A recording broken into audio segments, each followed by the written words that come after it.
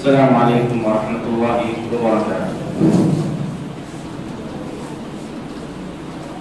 الحمد للہ والصلاة والسلام علی رسول اللہ وعلى آلہ وصحبہ ومن والاه، اما بعد۔ اللهم انك عفو تحب العفو فاعف عني۔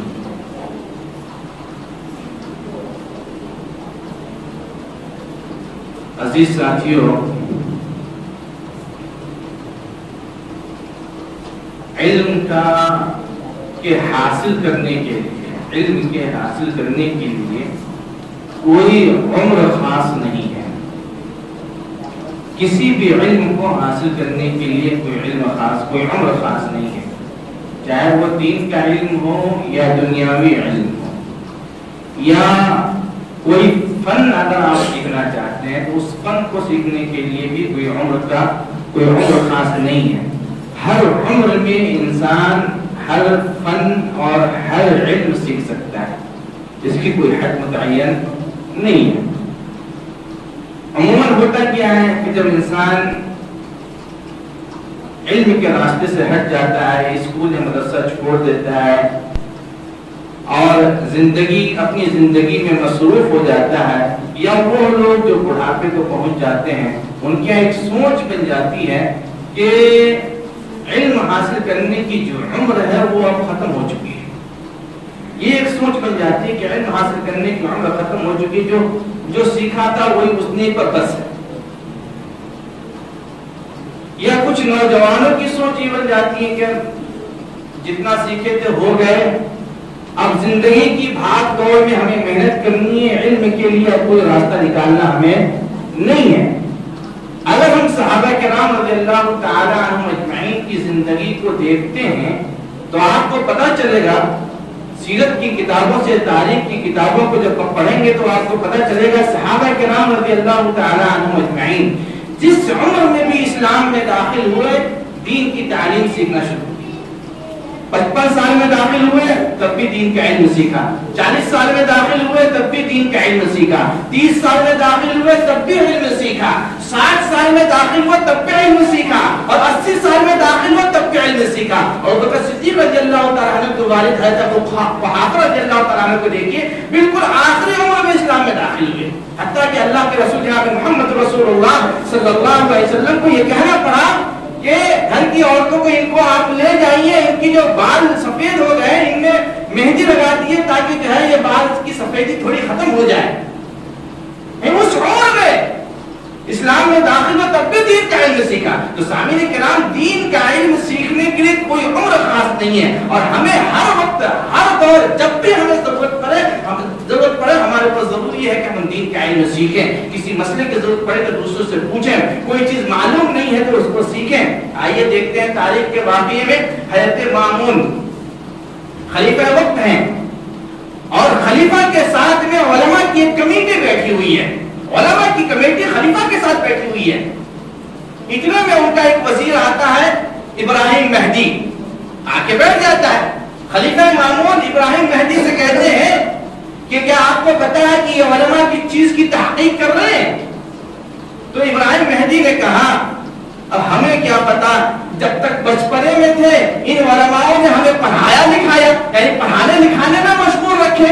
جب بچپنے میں تھے تو پڑھتے رہے لکھتے رہے، اور جیسے جوان ہوئے تو امور کہتے ہیں ایڈمنسٹریٹر میں آ گئے، خلافت کی ذمہ داری سنبھال لی، اداری کام میں آ گئے، تو اب ہمیں کیا پتا کون سی مسئلے کی تحقیق کر رہے ہیں، کون سا علم یہ سکھا رہے ہیں۔ تو مامون نے برجستہ، خلیفہ وقت ہے، مامون نے برجستہ اپنے وزیر سے کہا ابراہیم مہدی کیا علم سیکھنے کی کوئی عمر بھی ہوتی ہے؟ کوئی عمر نہیں ہوتی ہے علم سیکھنے کی، جس وقت بھی چاہے آپ علم سیکھ سکتے ہیں۔ اس وقت انہوں نے ایک جملہ کہا تھا، نعم واللہ لأن تموت طالبا للعلم خیر من ان تعیش قانعا للجہل۔ اے ابراہیم، رب کعبہ کی قسم کہ ایک انسان علم کو حاصل کرتے کرتے مر جائے، یہ بہتر ہے اس چیز سے کہ انسان جہالت پر قناعت کر کے زندگی گزارے۔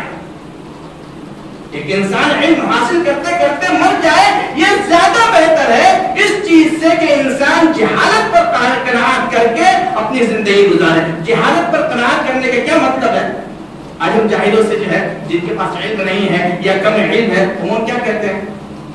ہم تو کچھ جانتے نہیں ہیں. اللہ تعالیٰ سے پوچھے گا تھوڑا ہی جتنا جانی لو اتنے ہی پوچھتے قیامت کے.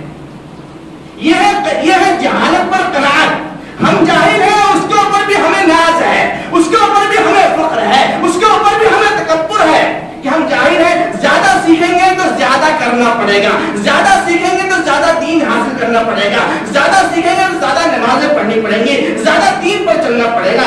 یہ پتہ نہیں ہے قیامت کے دن کل اللہ رب العالمین پوچھ لے گا کہ کیا تمہیں اس دنیا کے اندر ڈرانے والا, سکھانے والا, بتلانے والا, قرآن کی آیتوں کو دکھلانے والا, اللہ رب العالمین کی قرآن کو پڑھنے والا تمہارے پاس نہیں آیا تھا؟ اس دن ہم کیا جواب دیں گے؟ سامعین کرام, تو دین کا علم انسان کبھی بھی سیکھ سکتا ہے. انسان جس وقت 1 منٹ آپ کے پاس اگر وقت ہے تو اس کو ضائع نہ کریں. اللہ رب العالمین نے قرآن مجید کے اندر ارشاد فرمایا وَلَتُسْأَلُنَّ يَوْمَئِذٍ عَنِ النَّعِيمِ. اللہ تعالیٰ آپ سے ہر نعمت کے بارے میں قیامت کے دن پوچھے گا.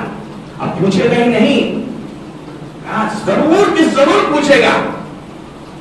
کوئی چیز پوچھے نہ پوچھے, جو نعمتیں اللہ رب العالمین نے آپ کو دی ہیں ان نعمتوں کو اللہ رب العالمین ہر حال میں پوچھنے والا ہے. اور اسی نعمتوں میں سے آپ کے پاس وہ وقت ہے 24 گھنٹے کا جو اللہ تعالیٰ نے آپ کو نوازا ہے. کچھ بھی وقت اگر آپ کے پاس فارغ ہے اپنے کاموں میں سے, اپنی زندگی میں سے, اپنے کام کاج میں سے وقت اگر مل جاتا ہے تو قرآن کو پڑھنا سیکھیں, دین کو پڑھنا سیکھیں. سامعین کرام, اگر آپ قرآن کو پڑھنا سیکھ لیں تو کبھی کبھی ایسا ہوتا ہے کہ آپ کے قرآن کا علم حاصل کرنے کی وجہ سے, قرآن کی حفظ کرنے کی وجہ سے کبھی ایسا موقع بھی آ جاتا ہے کہ آپ کے بدن سے اللہ رب العالمین قرض اتار دیتا ہے.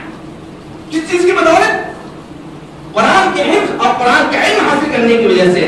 آئیے دیکھتے ہیں تو عثمان بن عفان رضی اللہ تعالیٰ عنہ کے پاس ایک انسان آتا ہے اور کہتا ہے اے خلیفہ وقت, میرے اوپر اتنا اتنا قرض ہے, میرا قرض آپ اتار دیجئے.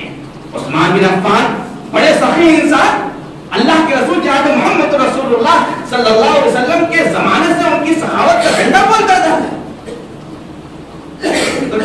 عثمان بن عفان نے کہا یہ بتاؤ کیا تم حقدار ہو اس چیز کے کہ میں تمہارا قرض ادا کر سکوں, قرض تمہارا پورا کر سکوں؟ کیوں نہیں, آپ مجھے جانتے ہیں, میری فیملی کو جانتے ہیں, میرا بیک اپ جانتے ہیں, میرے بایو ڈاٹا سب کچھ جانتے ہیں, کوئی چیز چھپی ہوئی ہے نہیں. اور آپ یہ بھی جانتے ہیں کہ میں حقیقت میں غریب ہوں, میں حقیقت میں مسکین ہوں, حقیقت میں محتاج ہوں, پھر کیوں نہیں پورا کر سکتے ہیں آپ؟ ادھر آگے گئے, کیا تم قرآن پڑھنا جانتے ہو؟ کہا نہیں. اس مسکین نے کہا کہ نہیں, قرآن پڑھنا نہیں جانتا ہوں. اس کو اور قریب بلایا اور جو عثمان بن عفان کے پاس جو چھڑی تھی وہ چھڑی سے اس کی پگڑی کو گرا دیا. اور اس کے بعد اپنے ایک ساتھی کو بلائے اور فرمایا ضم الیک ھذا الورق ولا تفارقه حتى يقرأ القرآن, کہ اس بیوقوف احمق کو لے جاؤ اور اپنے ساتھ اس وقت تک رکھنا جب تک کہ قرآن اس کو یاد نہ ہو جائے, اس کو قرآن پڑھنا نہ آ جائے, اس وقت تک رکھنا. اگر اس دن اس آدمی کو قرآن یاد ہوتا تو اس کا قرض پورا ہو گیا ہوتا. ادھر یہ معاملہ اس پہلے مسکین کو ایک آدمی کے ساتھ لگایا, ادھر دوسرا آدمی کھڑا ہو گیا ہاتھ اٹھا کے, خلیفہ وقت میرا بھی قرض پورا کیا جائے. کہا کیا تمہیں قرآن آتا ہے؟ ہاں مجھے قرآن آتا ہے. اس کے بعد حضرت عثمان بن عفان رضی اللہ تعالیٰ عنہ نے اس سے سورہ انفال کی 10 آیتیں اور سورہ برات کی 10 آیتیں تلاوت کروائی کہ حقیقت میں کہہ رہا جھوٹا ہے کہ سچا ہے. بھئی ایسا تو کوئی بھی دعویٰ کر دے گا کہ مجھے بھی آتا ہے. اس کو کیا پتا کہ خلیفہ وقت کو قرآن یاد ہے, اس کو کہ بادشاہ ہے, کوئی بھی اٹھ کے کہتے ہیں مجھے آتا ہے قرآن. جب انہوں نے 10 آیتیں سورہ انفال کی, 10 آیتیں سورہ برات کی, سورہ توبہ کی سنا دی, اس کے بعد حضرت عثمان رضی اللہ تعالیٰ عنہ فرماتے ہیں نعم نقضی دینک وانت اہل لذالک, ہاں آپ اس کے لائق ہیں کہ ہم آپ کے قرض پورا کریں اور انشاءاللہ ہم آپ کے قرض پورا کریں گے. تو دیکھیے قرآن کی برکت. اس مجلس میں اگر اس آدمی کو قرآن, پہلے آدمی کو قرآن یاد ہوتا تو تو اس کا بھی قرض پورا ہوتا ہے، دوسرے کا بھی ہو جاتا ہے. اس کو یاد نہیں تھا، اس کا نہیں پورا ہوا، اس کا قرض پورا ہو گیا. تو دین علم حاصل کرنے کی برکت تو کہیں سے بھی ہے. اس لیے انسان کو اپنے ہدیے کو، اپنے تحفے کو، اپنی زکات کو، اپنی خیرات کو، اپنے صدقات کو علم سے جوڑیے، علم سے جوڑیے. ویسے لینے والے، صدقہ لینے والے کی دنیا میں کوئی کمی ہے؟ خیرات دینے والے کی دنیا میں کوئی کمی ہے؟ رمضان کے مہینے میں غیر مسلمانوں کا بھیس بنا کر کے ہمارے دروازوں پر آتا ہے. آپ کو علم ہے اس چیز کا؟ پتہ نہیں چلے گا آپ کو. غیر مسلمان جو ہے آپ کے دروازے پر جو ہے مسلمان کا بھیس بنا کر کے اور وہ ساری چیزیں یاد کر کے آتا ہے، لا الہ الا اللہ محمد رسول اللہ، وہ ساری دعائیں یاد کر کے آ جاتا ہے جو ایک رمضان کے مہینے میں گھر والوں کو دینی ہوتی ہے. دروازے پہ کھڑے ہوتے وہ سنانے لگتا ہے صرف فاتحہ کی طریقے سے، اور ہمارا دل جو ہے بگڑ جاتا ہے. صرف یہ سوچتا ہے کہ دروازے پر آیا، ہم اس کو کیسے واپس کریں.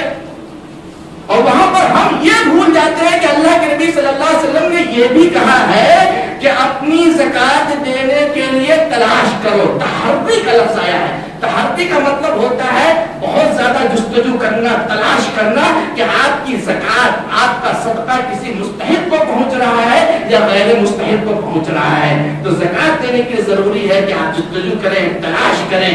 اللہ رب العالمین سے دعا ہے کہ اللہ رب العالمین ہمیں نیک عمل کرنے کی توفیق عطا فرمائے.